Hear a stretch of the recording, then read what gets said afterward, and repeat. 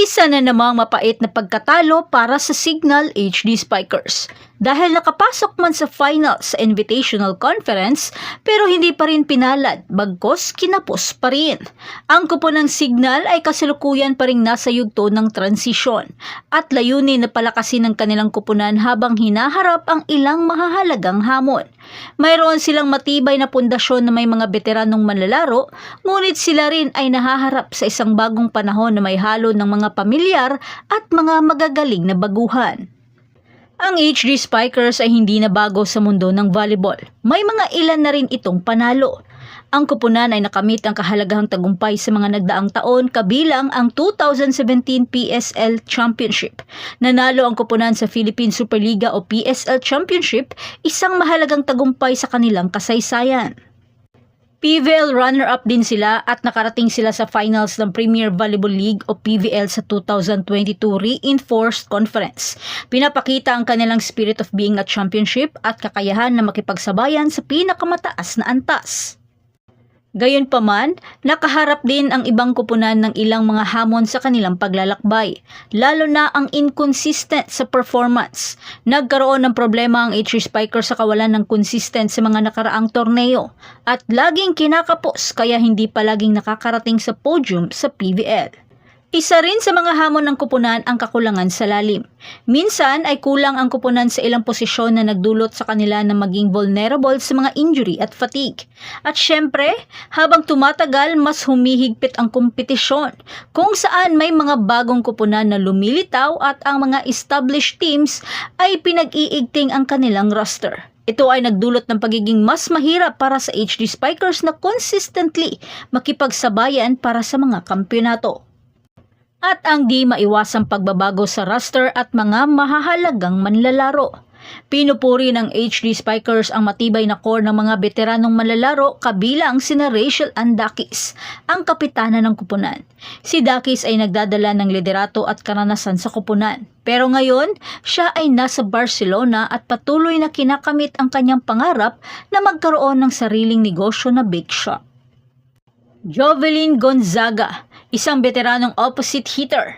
Si Gonzaga ay nagbibigay ng lakas at versatility sa atake ng HD Spikers. Pero usap-usapan na rin sa social media ang pagtawid nito sa bagong kupunan, kaya wala ito sa Reinforced at Invitational Conference. At ang pumalit naman kay Queen Rad ay si Ces Molina, isang veteranong outside hitter. Si Molina ay isang consistent scorer at mahalagang armas sa opensa ng kupunan. Habang si Jel Cayuna ay isang maestro na consistent din na lumalayag sa kanyang karera bilang isang magaling na setter. Si Cayuna ay mahalaga sa pag-flow ng opensa ng kupunan at distribution ng bola.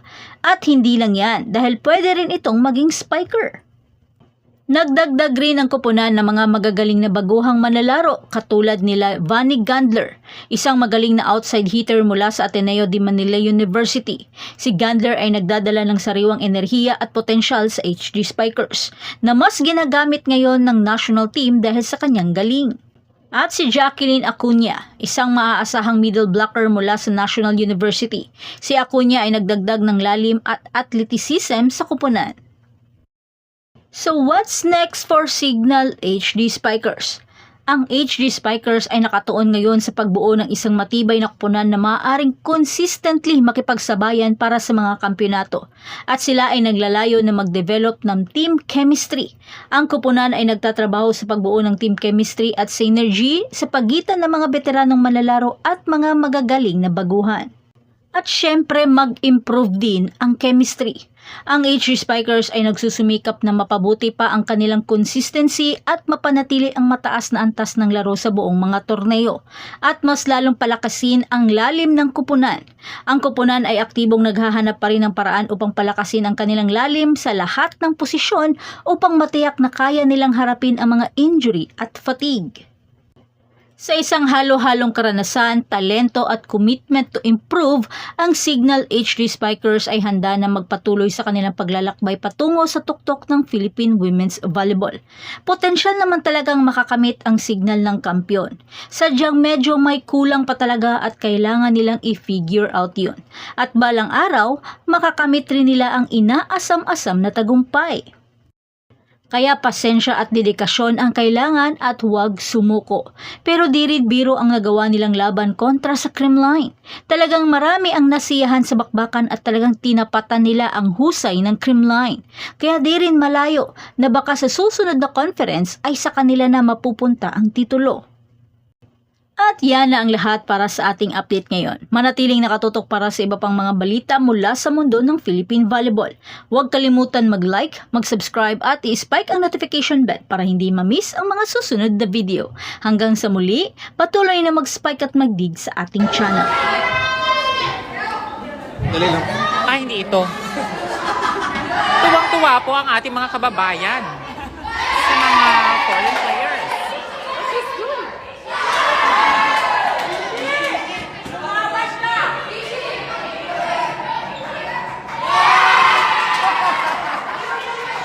At nagkaroon pa ng showdown.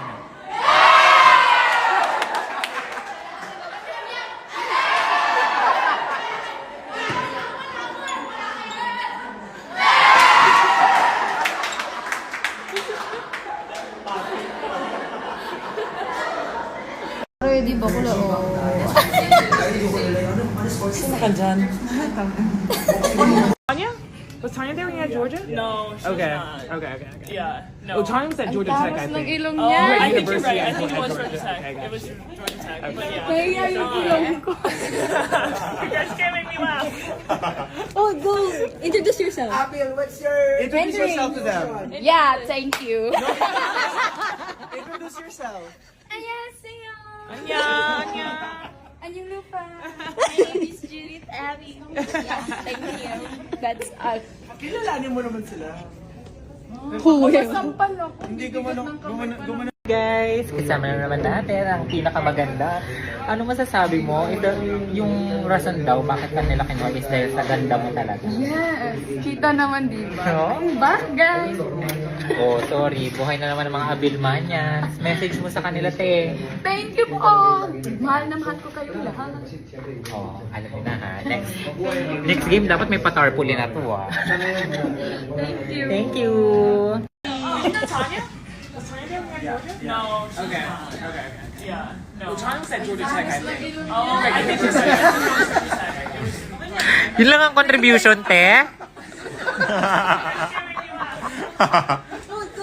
Introduce yourself. Abil, what's your contribution? Yeah, thank you. Introduce yourself. 안녕하세요. 안녕 lupa. My name is Judith Abby. Yeah, thank you. That's all. Kilalanin mo naman sila. Baka masampal ako. Hindi Bibigat ng kamay ko gumanon naman. ka lang. Chick.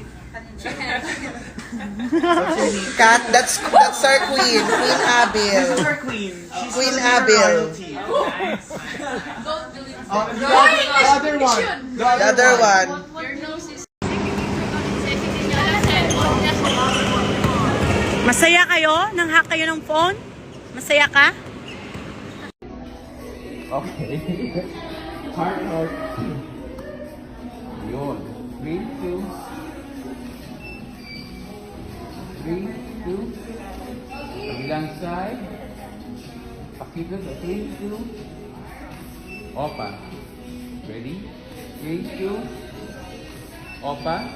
3, 2. Taas mo isang kamay. 3, 2.